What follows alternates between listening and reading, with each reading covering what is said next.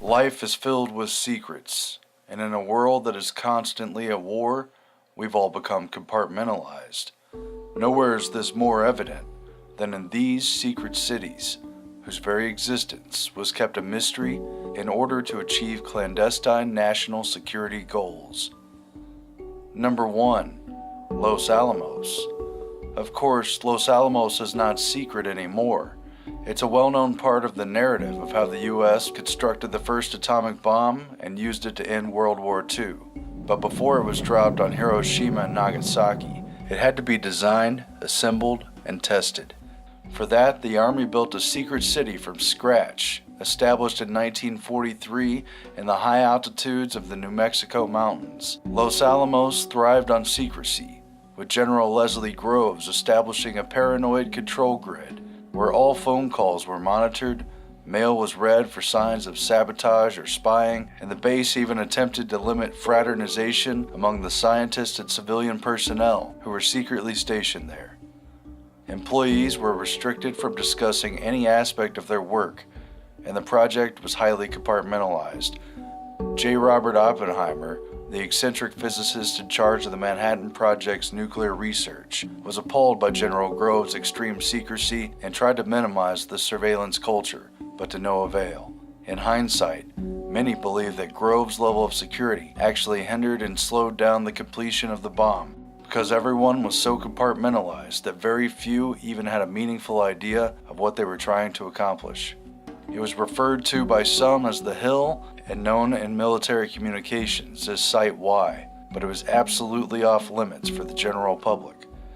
Even today, Los Alamos maintains an air of quasi-secrecy. Although tourists are invited to visit the city's Bradbury Science Museum and learn about the atomic bomb, the Los Alamos National Research Laboratory, just a few blocks over, continues its highly classified national security work. And signs are everywhere in the city reminding you of the careful watch that is placed over the 12,000 or so inhabitants and all visitors. The 40s-era watchtower and guard shacks remain a visible reminder of the previous era of secrecy, while we witnessed modern-day extra security stationed in several places on the main roads, at gates, and bridges. We saw a family van pulled over with police searching through every nook and cranny of their car. Cars pulling over a white minivan of family. I guess we're lucky. We need to get the hell out of here. And we were pretty sure we were being followed more than once during our short visit to this secret city. Wow. That is creepy. You think that was the APB for us? And it wasn't just Los Alamos. The Army and the secret science enclaves also had secret facilities situated in Oak Ridge, Tennessee, and Hanford, Washington, to enrich uranium and plutonium. Number 2 is Ozorsk, but it was known under a code name, City 40. This secret city was founded in 1947 in the Soviet Union, just as the Cold War was intensifying. Its purpose was to house the workforce for the neighboring Mayak plant and secretly produce weapons-grade plutonium for Soviet Russia. Considered a closed city, Ozorsk didn't even appear on maps, and families who lived there weren't even allowed to talk about where they lived when they visited friends. Instead, they had to use code names or lie about where they were from. The city had a close-knit, almost cult-like atmosphere among the 15,000 or so inhabitants, who reinforced the special and patriotic secret mission of their off-the-map town. Children tested each other's loyalty, and harsh penalties were enacted for perceived traitors who might give away one of Mother Russia's most important secrets.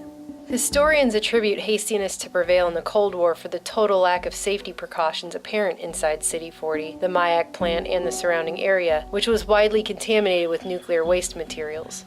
In 1957, a nuclear waste storage tank exploded, releasing more radioactive material than Chernobyl. However, the incident was covered up and kept secret.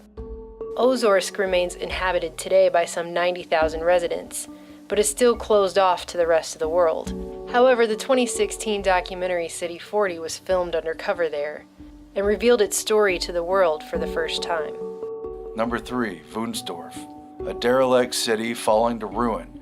Wunsdorf in Zossen, Germany, some 25 miles from Berlin, was once a forbidden secret Soviet city and the largest Red Army camp outside of the USSR borders. Some 75,000 men once marched down the now decaying streets of what was then called Little Moscow, where a theater, an Olympic-sized swimming pool, statues of Lenin, and murals to the great space race with the United States have frozen the Cold War in time. During World War I, POWs were held at Wunstorf, and in the lead-up to World War II, the city became the headquarters for the German armed forces. Nazis used Wunstorf underground bunkers, built with meter-thick walls for secret communications.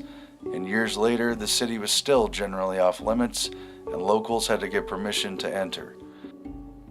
Shut down 5 years after the Berlin Wall fell in 1989, people were in such a hurry to leave. Families left their pets behind, and over 98,000 rounds of ammo.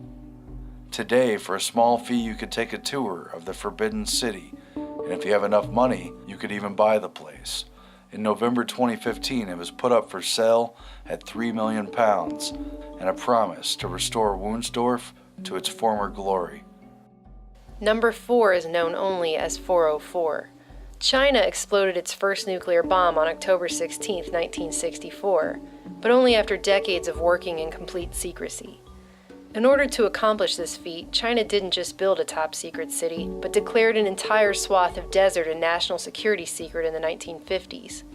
In the remote reaches of far west China, the Gobi Desert was the chosen location where the People's Republic of China successfully assembled its first atomic bomb. 3 generations of Chinese people were sent to live and work in the city, which did not even have a name, and has come to be known as 404.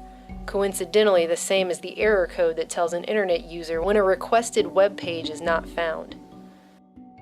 Not found on any Chinese map, the city was built from scratch on the desert floor. Now apartment buildings, a vinegar factory, a rundown restaurant known as the Old Granny Hot Pot, 2 identical kindergartens designed by the Russians, a central city square with a statue of Chairman Mao, and Nuclear City Park with its rusty rides, fountain, and pavilion, all sit decaying in silence. Photographer Li Yang grew up in 404 and returned last year to document the city. He said you could walk from one side of town to the other in just 15 minutes. Thus, the town had no buses, taxis, or even traffic lights. All residents of 404 were relocated in 2005, and today the empty city slowly rots in solitude. 404's only remaining residents appear to be sheep who have taken over the old nuclear park zoo. Number 5. Camp Century. This is the story of Camp Century. A secret city under the ice in Greenland. In 1960, the United States officially launched Camp Century with cooperation from the Denmark government and NATO. It was a highly publicized effort to build a nuclear-powered Arctic research station some 28 feet underground. Camp Century is buried below the surface of this ice cap.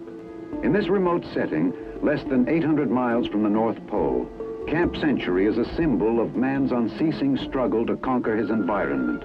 Inside the uninhabitable 6,000-foot deep ice cap of Greenland. It was an expensive and unprecedented effort that involved carving out a massive system of tunnels in the ice and then constructing an underground city meant to house men and equipment, officially in an effort to better understand the challenges of living in such an extreme cold environment.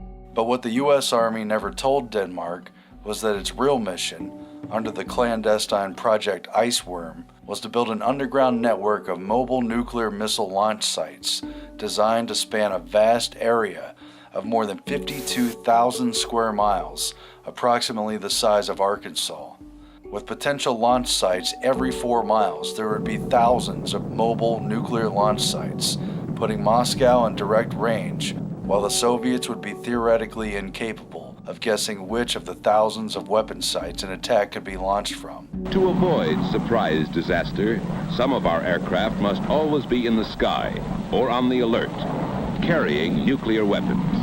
We, the American people, understand and accept this necessity for our survival. But the project was officially closed down just 5 years later, after a scientific study found that the ice cap was shifting so rapidly that it threatened to collapse their expansive system of tunnels in just 2 years. Today, the melting ice core is again threatening to unleash one of Camp Century's other secrets, a huge cache of buried nuclear and toxic waste that could soon be exposed to above-ground life. Well, there really are three objectives.